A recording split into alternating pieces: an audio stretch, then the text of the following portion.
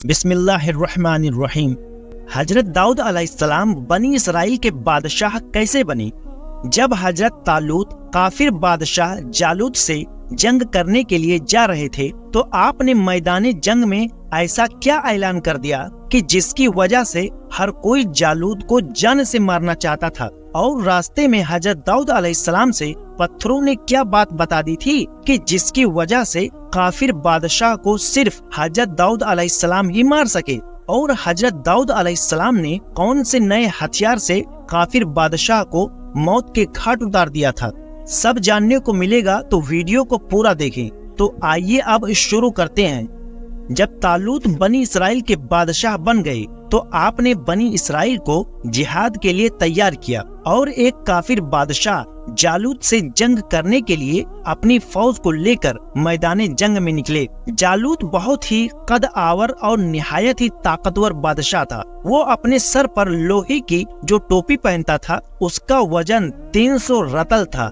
جب دونوں فوجیں میدان جنگ میں لڑائی کے لیے صف آرائی کر چکی تو حضرت طالوت نے اپنے لشکر میں یہ اعلان فرما دیا کہ جو شخص جالوت کو قتل کرے گا میں اپنی شہزادی کا نکاح اس کے ساتھ کر دوں گا اور اپنی آدھی سلطنت بھی اس کو عطا کر دوں گا۔ یہ فرمان شاہی سن کر حضرت داؤد آگے بڑھے، جو ابھی بہت ہی کمسن تھے اور بیماری سے چہرہ جرد ہو رہا تھا، اور غربت و مفلسی کا یہ عالم تھا کہ بکریاں چرا کر اس کی اجرت سے گزر بسر کرتے تھے۔ روایت ہے کہ جب حضرت داؤد علیہ السلام گھر سے جہاد کے لیے روانہ ہوئے تو راستے میں ایک پتھر یہ بولا کہ اے حضرت داؤد، مجھے اٹھا لیجئے کیونکہ میں حضرت موسیٰ علیہ السلام کا پتھر ہوں۔ پھر دوسرے پتھر نے آپ کو پکارا کہ اے حضرت داؤد، مجھے بھی اٹھا لیجئے کیونکہ میں حضرت ہارون علیہ السلام کا پتھر ہوں۔ پھر ایک تیسرے پتھر نے آپ کو پکار کر کہا کہ اے حضرت داؤد علیہ السلام، مجھے بھی اٹھا لیجئے کیونکہ میں جالوت کا قاتل ہوں۔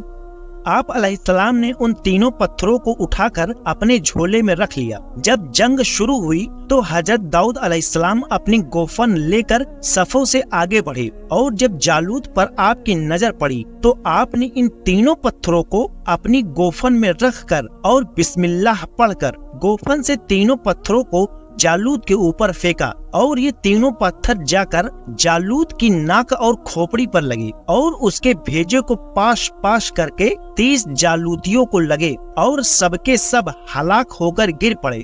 پھر حضرت داؤد علیہ السلام نے جالوت کی لاش کو گھسیٹتے ہوئے لا کر اپنے بادشاہ طالوت کے قدموں میں ڈال دیا۔ اس پر حضرت طالوت اور بنی اسرائیل بہت خوش ہوئے۔ جالوت کے قتل ہو جانے سے اس کا لشکر بھاگ نکلا، اور حضرت طالوت کو فتح مبین ہو گئی، اور اپنے اعلان کے مطابق حضرت طالوت نے حضرت داؤد علیہ السلام کے ساتھ اپنی لڑکی کا نکاح کر دیا اور اپنی آدھی سلطنت کا ان کو سلطان بنا دیا۔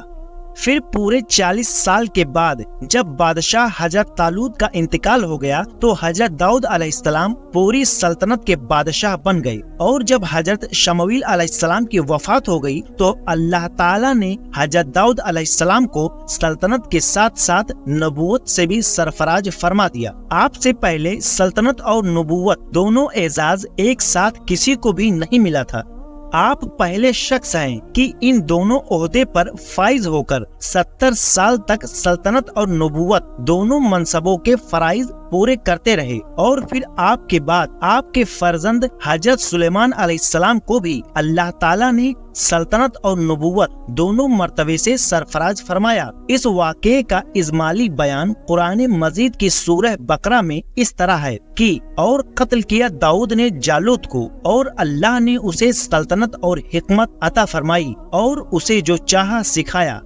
حضرت داؤد علیہ السلام کا ذریعہ معاش حضرت داؤد علیہ السلام نے باوجود یہ کہ عظیم سلطنت کے بادشاہ تھے، مگر ساری عمر وہ اپنے ہاتھ کی دستکاری کی کمائی سے اپنے کھانے پینے کا سامان لیتے تھے۔ اللہ تعالیٰ نے آپ کو یہ معجزہ عطا فرمایا تھا کہ جب آپ لوہے کو ہاتھ میں لیتے تو وہ موم کی طرح بالکل نرم ہو جایا کرتا تھا، اور آپ اس سے جرہیں بنایا کرتے تھے اور ان کو فروخت کر کے اس رقم کو اپنا ذریعہ معاش بنائے ہوئے تھے، اور اللہ تعالیٰ نے آپ کو پرندوں کی بولیاں بھی سکھا رکھی تھی۔ درس ہدایت: پہلا، हजरत तालूत की तरह हजरत दाऊद अलैहिस्सलाम की मुकद्दस जिंदगी से यही सबक मिलता है कि अल्लाह ताला जब अपना फजलो करम फरमाता है तो एक लम्हे में राई को पहाड़ और जर्रे को आफताब बना देता है। गौर करो कि हजरत दाऊद अलैहिस्सलाम एक कमसिन लड़के थे और खुद निहायत ही मुफलिस और एक गरीब बाप के बेटे थे, मगर अचानक अल्लाह ताला ने इनको कितने अजीम और बड़े बड़े मरातिब हुआ दर्जात के एजाज से सरफराज फरमा दिया कि इनके सर पर ताजे शाही रखकर इन्हें बादशाह बना दिया और एक बादशाह की शहजादी इनके निकाह में आई और फिर नबूवत का बुलंद मर्तबा इन्हें अता फरमा दिया गया कि इससे बढ़कर इंसान के लिए कोई बुलंद मर्तबा हो ही नहीं सकता। फिर अल्लाह ताला की कुदरत काहिरा का जलवा देखो कि जालूत जैसे जाबिर और ताकतवर बादशाह का कातिल हजरत दाऊद अलैहिस्सलाम को मना दिया, जो एक कमसिन लड़के और बीमार थे, और वो भी इनके 3 पत्थरों से कत्ल हुआ। हालांकि जालूत के सामने इन छोटे छोटे 3 पत्थरों की क्या हकीकत थी, क्या हैसियत थी, जबकि वो 300 रतल वजन की फौलादी टोपी पहने हुए था। मगर हकीकत तो ये है कि अल्लाह ताला अगर चाहे तो एक चींटी को हाथी पर गालिब कर दे, और अल्लाह ताला अगर चाहे तो हाथी एक चींटी का भी कुछ नहीं बिगाड़ सकती। दूसरा, हजरत तालूत दबगरी यानी चमड़ा पकाने का पेशा करते थे या बकरियां चराते थे, और हजरत दाऊद अलैहिस्सलाम भी पहले बकरियां चराया करते थे, और फिर जब अल्लाह ताला ने इनको बादशाह बना दिया और नबूवत के शर्फ से भी सरफराज फरमा दिया, तो इन्होंने अपना जरिए माश जिराह बनाने के पेशे को बना लिया। इससे मालूम हुआ कि रिज़्क़ हलाल तलब करने के लिए कोई पेशा इख्तियार करना, ख्वाह वो दबगरी हो या चरवाही हो या लाहौरी हो या कपड़ा बुनना हो,